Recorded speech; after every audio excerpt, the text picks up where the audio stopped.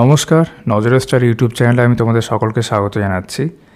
তো বিগত একটি ভিডিওতে যেমনটা তোমাদের আমি বলেছিলাম, একটি আপডেট এসেছিলো একটি ডেপুটেশনের মাধ্যমে, যে অনেকগুলো আপডেটের মধ্যে একটা ছিল যে পিএসসি মিসলেনিয়াস এবং পিএসসি ক্লার্কশিপের ক্ষেত্রে নতুন ভ্যাকেন্সি সহ একটা ইন্ডিকেটিভ অ্যাডভার্টাইজমেন্ট বা বিজ্ঞপ্তি আসতে চলেছে এই মাসের শেষে বা খুব তাড়াতাড়ি। তো তারপর থেকে স্বাভাবিকভাবেই অ্যাসপিরেন্ট মহলে একটা বড় ধোঁয়াশা তৈরি হয়। আর খুব স্বাভাবিক কারণে যেটা হয় যে এর আগের একটি পুরনো ডেপুটেশনে যেমনটা বলা হয়েছিল যে ক্লার্কশিপের ক্ষেত্রে 8,000 বা 8,500-এর বেশি ভ্যাকেন্সি রয়েছে, যেটা মিসলেনিয়াসের ক্ষেত্রে ধরো 600-700 কাছাকাছি। সেখান থেকে কি কেটে নতুন করে ভ্যাকেন্সি আসবে, না সেটা নিজের জায়গায় অক্ষুণ্ণ থাকবে? তো এটার পরে একটি আপডেট যেটা এসেছে সেটা নিয়ে আজকে কথা বলবো। তবে এখানে উল্লেখ করতে চাইবো, তোমরা যারা এখন আমার এই চ্যানেলটি সাবস্ক্রাইব করোনি অবশ্যই করে দিও। বুক রিভিউ তো আমি করি, এবং পিএসসি মিসলেনিয়াস ক্লার্কশিপের উপর ডেসক্রিপটিভ বই কী ভালো হতে পারে সেই নিয়ে আমার বুকলিস্ট ভিডিও আছে, নিচে দেখবে ডেসক্রিপশনের লিঙ্ক দেওয়া আছে, ক্লিক করে দেখতে পারো।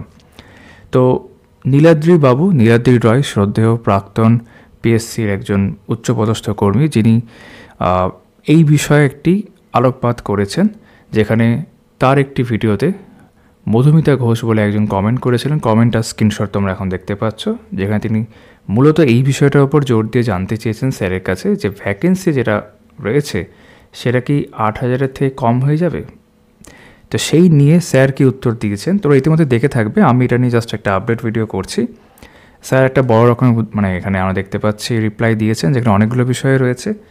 মূল যে বিষয়গুলো সেগুলো যদি আমরা একটু খেয়াল করি এখানে, তাহলে আমরা দেখতে পাচ্ছি প্রথম তিনি বলছেন যে আপনাদের জন্য সব কিছুই ভালো হতে চলেছে, এবং তারপরে তিনি বলছেন ক্লার্কশিপ আর মিসলেনিয়াসের ক্ষেত্রে ইন্ডিকেটিভ অ্যাডভার্টাইজমেন্ট বের হতে চলেছে, তিনিও কিন্তু বলছেন। এবং তিনি যেটা বলেছেন, যেটা আমি এই ভিডিওর থাম্বনেলে ইউজ করেছি, যে ভ্যাকেন্সি নিয়ে ভয় পাওয়ার কোনো কারণ নেই। তিনি কিন্তু ভয় পাওয়ার কোনো কারণ নেই আমরা উল্লেখ করছেন। 2023-এর এই লাইনটা মোস্ট ইম্পর্টেন্ট, যদি এই জায়গাটা আমরা খেয়াল করি। 2023-এ মিসলেনিয়াস এবং ক্লার্কশিপ পরীক্ষার জন্যে 23শে ডিসেম্বর পর্যন্ত যত ভ্যাকেন্সি হয়েছে সেইগুলোই নেওয়া হবে সম্ভবত। তিনি যদিও এটা সম্ভবত উল্লেখ করেছেন এখানে, ঠিক আছে। তার মানে যেটা দাঁড়ালো, যেটা পরের লাইনে আমরা দেখতে পাচ্ছি, যে নতুন করে 24-এর পরীক্ষার জন্যে 24-এর জানুয়ারি থেকে যত ভ্যাকেন্সি হবে সেইগুলো নেওয়া হবে, এমনটা তিনি কিন্তু ক্ল্যারিফাই এখানে করেছেন।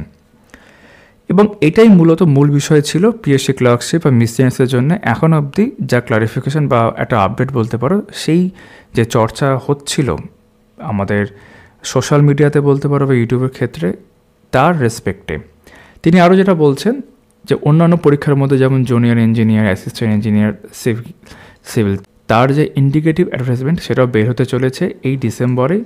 সেই ক্ষেত্রে তিনি সোমবারের কথা অর্থাৎ আগামীকালের কথা উল্লেখ করেছেন।